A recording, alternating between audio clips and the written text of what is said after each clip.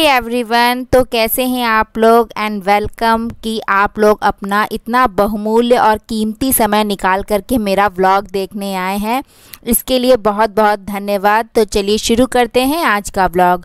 तो गाइज़, आज का जो व्लॉग है मैंने इवनिंग से शुरू किया है और अभी ना शाम के 4:30 हो रहे हैं और सबको ना घर में थोड़ी थोड़ी सी भूख लग रही थी। शाम की होती है ना छोटी छोटी सी भूख, तो वही मैं नाश्ता बना रही हूँ। तो आज ना मैं शाम के नाश्ते में चाय बना रही हूँ और चीला, सूजी का चीला है ये।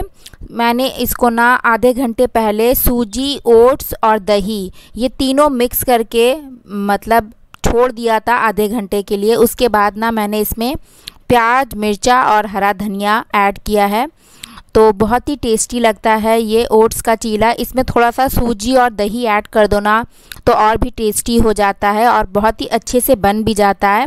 केवल खाली ओट्स का, अगर प्लेन ओट्स का बनाओ ना तो उतना अच्छा चीला नहीं बन पाता है, उतना पतला नहीं हो पाता, मतलब कि वो फैलता नहीं है। इसमें थोड़ा सा दही और सूजी ऐड कर दो तो बहुत ही ईज़िली वो फैल जाता है, थोड़ा पतला भी हो जाता है और ईज़िली बन भी जाता है। तो एक बार आप लोग भी इसे ट्राई कर सकते हैं। तो ओट्स थोड़ा सा मोटा होता है ना, इसीलिए मैं इसको थोड़ी देर के लिए, मतलब 1-2 सेकंड के लिए, 1-2 सेकंड नहीं 1 मिनट बोल सकते हैं, 1-2 मिनट के लिए इसको मैंने ढक भी दिया था जिससे कि अच्छे से पक जाए। वैसे तो बेसन का और सूजी का चीला हमको ढकने की ज़रूरत नहीं होती है क्योंकि वो पतला होता है, इसलिए वो ईज़िली पक जाता है।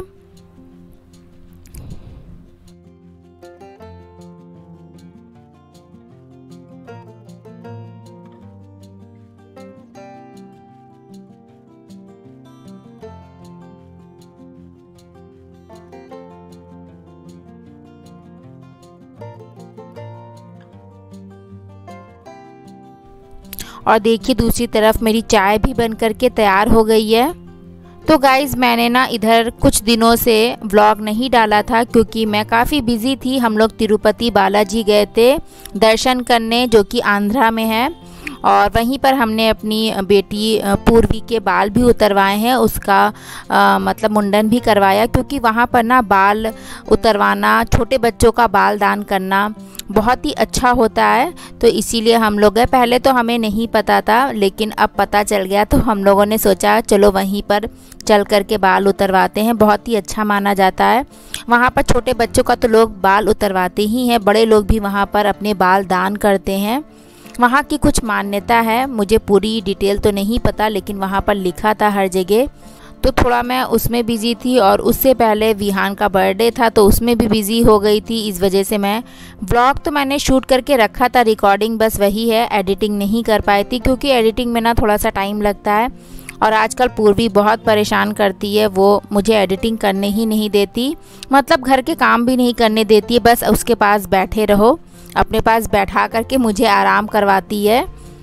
और मैं एक एक चीला बनाती जा रही थी और देती जा रही थी। हस्बैंड जी खा रहे हैं, विहान भी खा रहा है और पूर्वी को भी अच्छा लग रहा है। उसके दांत निकल आए तो वो भी अब थोड़ा थोड़ा सा छोटे छोटे से बाइट खाने लगी है। और फिर लास्ट में 2 निकाल करके मैंने भी खा लिया चाय के साथ। बहुत ही टेस्टी लगता है ये। तो जब कभी ना मुझे कुछ समझ में नहीं आता है क्या बनाऊँ नाश्ते में, तो मुझे यही इजी लगता है और तुरंत बन भी जाता है। झटपट वाली रेसिपी है ये।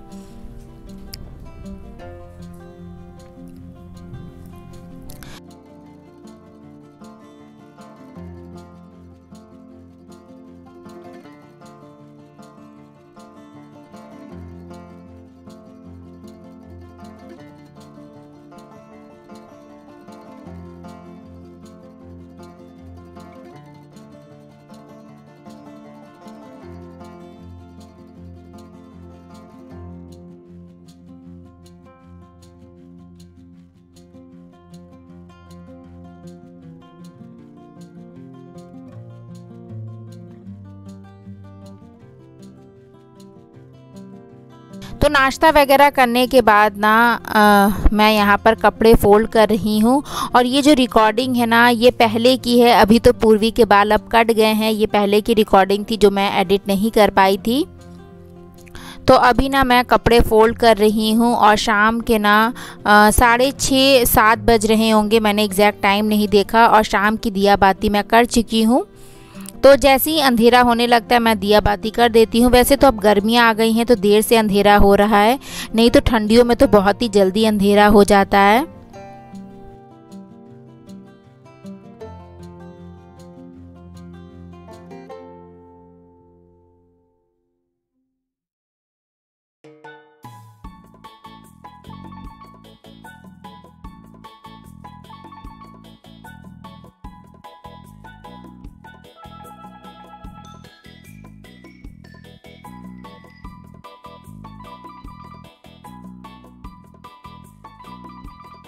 और पूर्वी भी मेरे साथ कपड़े फ़ोल्ड करवा रही है। जो मैं फ़ोल्ड करके रख रही हूँ वो उसको फैला दे रही है, फ़ोल्ड ख़राब कर दे रही है।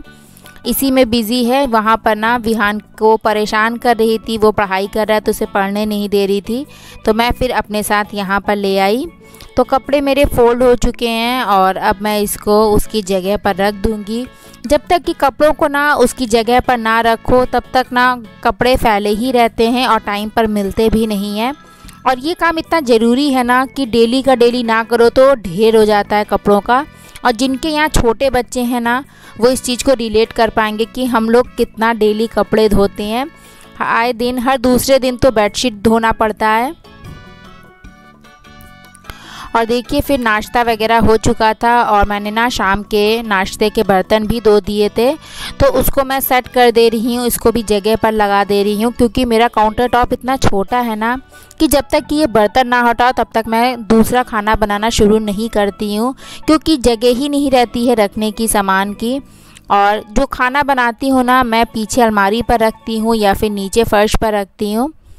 बहुत दिन से ये प्रॉब्लम मैं फ़ेस कर रही हूँ। मैं सोचती हूँ कब मुझे अच्छा बड़ा सा किचन मिलेगा। थोड़ा सा जो ये काउंटर टॉप है ना, गैस रखने वाला रैक, ये थोड़ा बड़ा होना चाहिए कि आराम से खाना बना करके इस पर रख दिया जाए।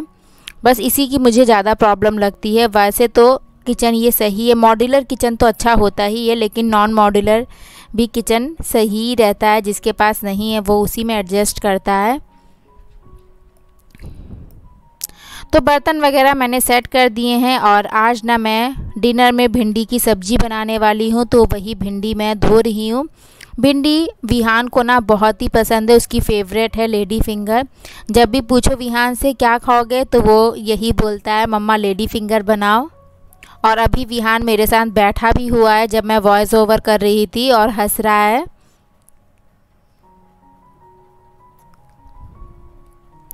तो गाइज़ मुझे ना आप लोगों से एक बात शेयर करनी थी कि जो लोग मुझे पहले से फॉलो कर रहे हैं, जो मेरे पुराने सब्सक्राइबर हैं, वो जानते होंगे कि मेरा एक और भी चैनल है मनी टिप्स, जो कि यूट्यूब ने ना अभी कुछ दिन पहले यानी 2 दिन पहले डिलीट कर दिया था। रात में 1 बजे मुझे मेल आया था और सुबह मैंने 5 बजे वो अपना मेल चेक किया।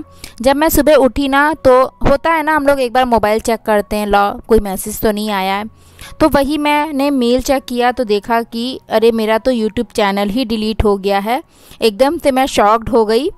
तो उसमें लिखा था मेल में कि उनकी जो कम्युनिटी गाइडलाइंस है यूट्यूब की, तो जो मेरा चैनल है उसका जो कंटेंट है उसने गाइडलाइंस को वायलेट किया है, मतलब उसके अकॉर्डिंग नहीं है, उसके अगेंस्ट है। हमें यूट्यूब की गाइडलाइंस फॉलो करनी पड़ती है, हमें कंटेंट भी वैसा ही रखना होता है जैसा कि यूट्यूब की गाइडलाइंस है। तो आप लोग भी यूट्यूब की जो भी गाइडलाइंस है, कम्युनिटी गाइडलाइंस, उसको एक बार चेक कर लीजिएगा और उसी के अकॉर्डिंग ही अपना कंटेंट रखिएगा, जिससे कि आपका चैनल डिलीट ना हो। मुझे ख़राब तो बहुत लगा। ऑब्वियस सी बात है, अगर हम कोई काम करते हैं वो काम अचानक से बंद हो जाता है या उसमें कुछ प्रॉब्लम आने लगती है तो हमें बहुत बुरा लगता है पूरी मेहनत बेकार चली गई। मैं थोड़ी देर के लिए परेशान हो गई। मैं मेल पढ़ ही रही थी कि नीचे उसमें लिखा था अपील फॉर, मतलब कि हम अपने चैनल को रिक्वेस्ट कर सकते हैं यूट्यूब से दोबारा वापस लाने के लिए।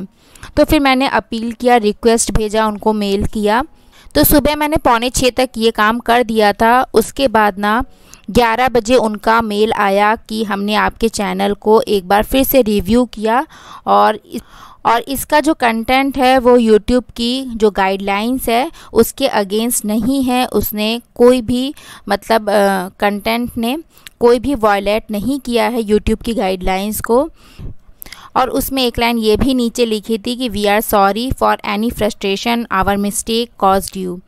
तो इसके लिए वो मतलब अपोलोजाइज़ भी कर रहे थे और उसमें ये लिखा था कि हमने आपके चैनल को अच्छे से रिव्यू कर लिया है और हम आपका चैनल जो है वापस यूट्यूब पर डाल रहे हैं, मतलब वापस पुटअप कर रहे हैं। तो फिर 11 बजे तक मेरा जो चैनल है वापस मुझे मिल गया था। तो गाइज़, मैं आप लोगों को एक मैसेज देना चाहती हूँ कि आप लोग भी अगर क्रिएटर्स हैं जो यूट्यूब पर वीडियोस बना रहे हैं तो आप लोग एक बार अच्छे से गाइडलाइंस को चेक कर लीजिएगा। हो सकता है ये प्रॉब्लम किसी के भी साथ हो सकती है, हमें कभी कभी चीज़ें पता नहीं होती, कभी कभी पूरी नॉलेज नहीं होती, इसलिए मैंने ये चीज़ आप लोगों के साथ शेयर की है। वैसे तो अब मेरा चैनल मुझे वापस मिल गया है और उस पर ना मैं पूजा के वीडियोस बनाती हूँ, मोटिवेशनल वीडियोस बनाती हूँ और जो मनी रियल व्लॉग है इस पर मैं अपना पर्सनल डेली लाइफस्टाइल शेयर करती हूँ आप लोगों के साथ।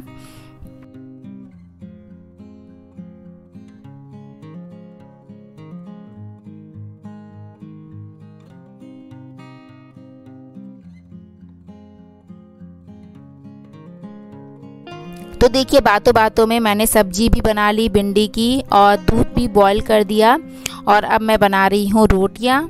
तो जल्दी से रोटियाँ बना लेते हैं। और एक बात मैं ये भी बताना चाहती हूँ कि कभी कभी ना ये जो मेल हैं ये सब कभी कभी बाय डिफ़ॉल्ट भी आ जाता है। अगर आपका कंटेंट अच्छा है, उसने गाइडलाइंस को वायलेट नहीं किया है, तो आपका चैनल आपको वापस मिल जाएगा। तो इसमें परेशान होने की ज़रूरत नहीं है।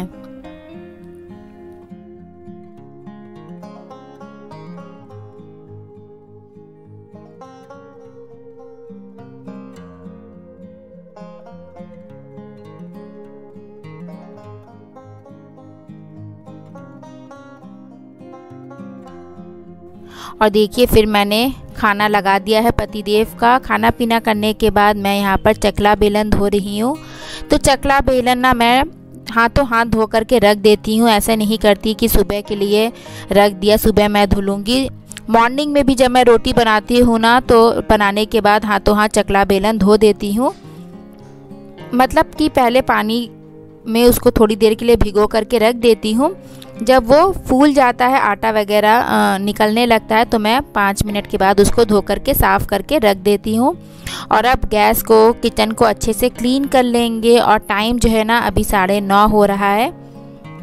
तो ना मुझे थोड़ा सा खाने में आज टाइम लग गया। मैं खाते खाते टीवी भी देख रही थी और जब खाना खाते टाइम टीवी देखो ना तो लेट हो ही जाता है।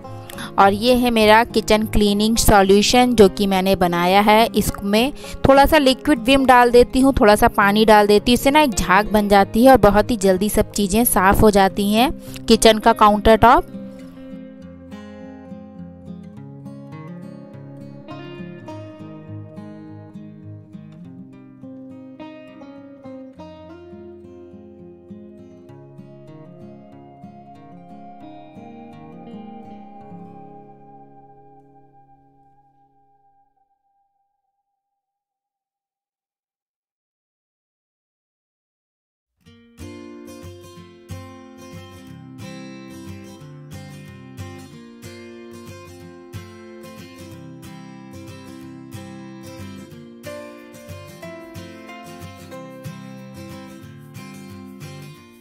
इसके बाद मैं सिंक को भी अच्छे से क्लीन कर दे रही हूँ।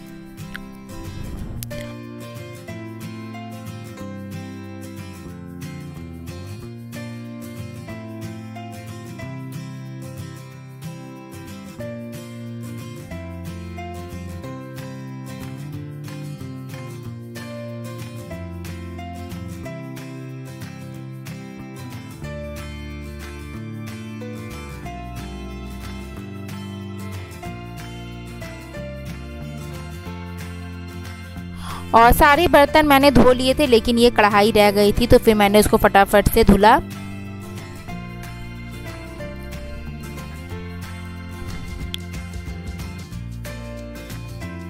और ये सारी चीज़ें ना मैं सुबह के लिए भिगो करके रखती हूँ। एक बाउल में मैं मेथी भिगोती हूँ हस्बैंड जी के लिए, दूसरे बाउल में मैं आलमंड भिगोती हूँ जो कि हम सभी खाते हैं। और ये जो बड़ा वाला बाउल है इसमें मैं मेथी और खड़ा धनिया भिगो करके रखती हूँ जो कि सुबह मैं खाली पेट लेती हूँ।